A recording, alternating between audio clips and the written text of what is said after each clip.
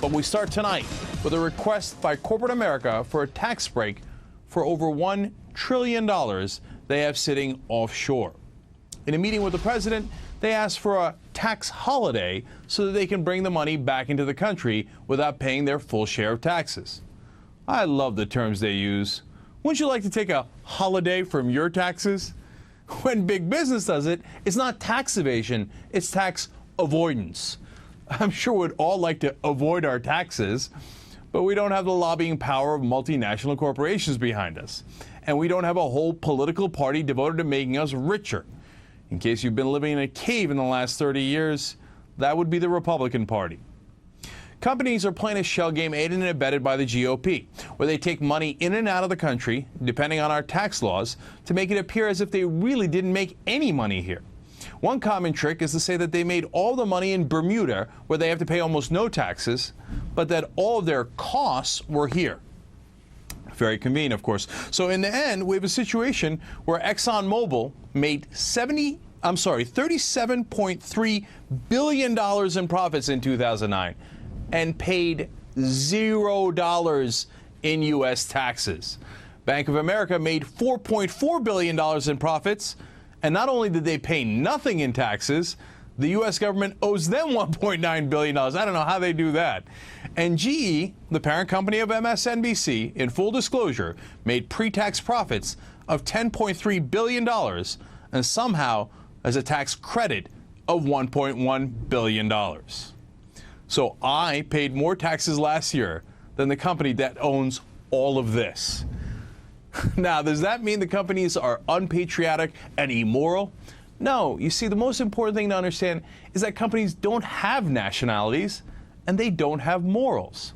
They're not immoral actors. They're amoral machines. They're profit-making robots. They're not allowed to have a soul or have feelings. If an executive paid the company's full taxes out of his patriotic duty, he'd be removed from his post. That's not how it works.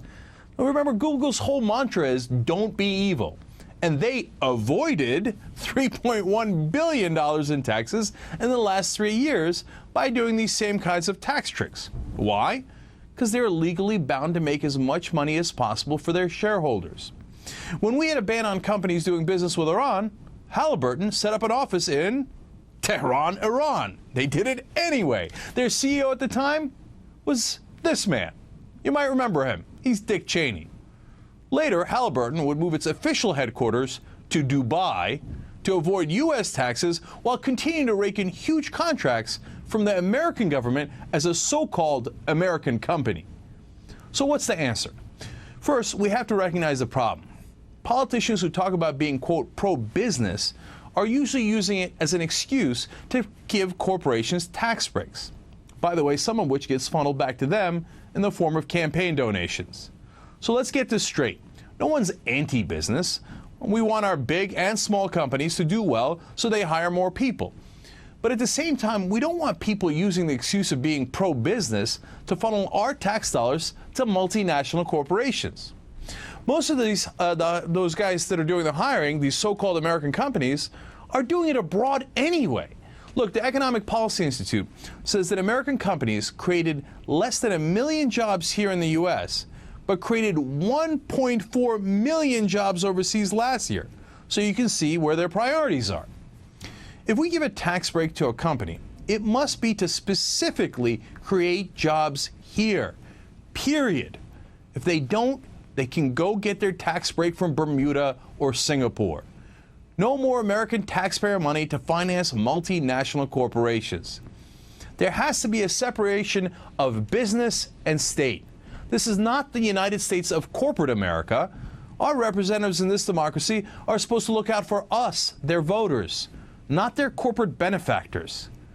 Secondly, we have to get much tougher on enforcing our tax laws. In 2004, the Bush administration allowed, again, so-called American companies to repatriate $312 billion back into the U.S. at the comically low rate of 5.25%. The real corporate tax rate is supposed to be 35%. Now, do you see why the corporate world loved Bush? that means all the executives at those companies got much fatter bonuses that year. We did the Republican strategy of just trusting big business to create jobs with all those tax breaks we gave them. And guess what happened? Since that huge 2004 tax break, we have lost nearly 7 million jobs. Would you trust your personal money with an amoral machine? No way, right? Then why do we all trust our collective money with these guys? It's time we built a wall between business and state so that our government looks out for our interests and not multinational corporations' interests.